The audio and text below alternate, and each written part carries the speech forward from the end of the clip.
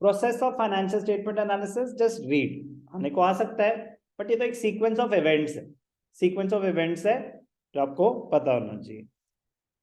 हम अकाउंटिंग नहीं कर रहे, अकाउंटिंग हो चुकी है, कंप्लीट नहीं बट समराइजिंग तक हो चुकी है, हम उसके आगे की कहानी कर रहे हैं। सो बी केयरफुल। कुछ बच्चे जज्बाती हो जाते हैं तो अकाउंटिंग प्रोसेस लिखाते हैं, गलती करी हुई है ऐसे कि आइडेंटिफिकेशन, मेजरमेंट, रिकॉर्डिंग। प्लीज, आप समराइजिंग हो चुकी है, आपके सामने फाइनेंशियल स्टेटमेंट पड़े हैं, वो पूछ रहा है प्रोसेस अकाउंटिंग का नहीं, process of analysis of financial statements.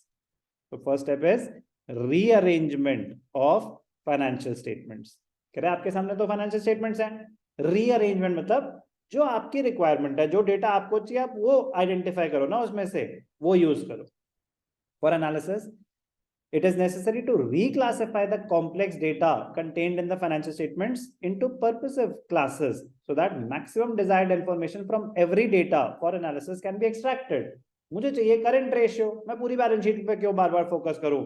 Current asset अलग करो, करंट लायबिलिटी अलग करो, ये बोल रहे हैं वो। रीअरेंजमेंट का मतलब कि जो आपका पर्पस है उतना डेटा निकालो और उसको साइड करो, फिर आगे बात करेंगे। फर्स्ट स्टेप रीअरेंजमेंट, फिर comparison. After the classification of data of financial statements into different categories, it is necessary to obtain comparative data. अब आपका रेशियो एनालिसिस में आ गया, करंट रेशियो 2:1 या 3:1, तो अब क्या करूं मैं, इसमें इन्वेस्ट करूं या उसमें? तो इसमें उसमें में मतलब आ गया ना कंपैरिजन की, डिसीजन मेकिंग तभी होगी ना। आपको कैसे पता चलेगा कि आप पहले से बेटर कर रहे हो या बेकार कर रहे हो, किसी और कंपनी से बेटर कर रहे हो या बेकार कर रहे हो? सारा डिसीजन मेकिंग है, तो डिसीजन मेकिंग के लिए आपको किसी चीज से तो कंपेयर करना पड़ेगा, तभी तो पता चलेगा कि करना क्या है।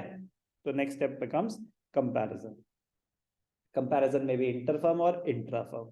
Do I need to explain the meaning और प्रोसेस ऑफ कंपैरिजन अगेन? ठीक है। एनालिसिस कह रहा आगे आपके सामने रिजल्ट ये इसका है, ये इसका है, कंपेयर। अब बताओ, अब आएगी ना decision making, analysis and interpretation. Comparative financial statements are then analyzed with reference to financial characteristics like profitability, solvency, liquidity. Analysis, आपका analysis के basis पे क्या interpretation हुई?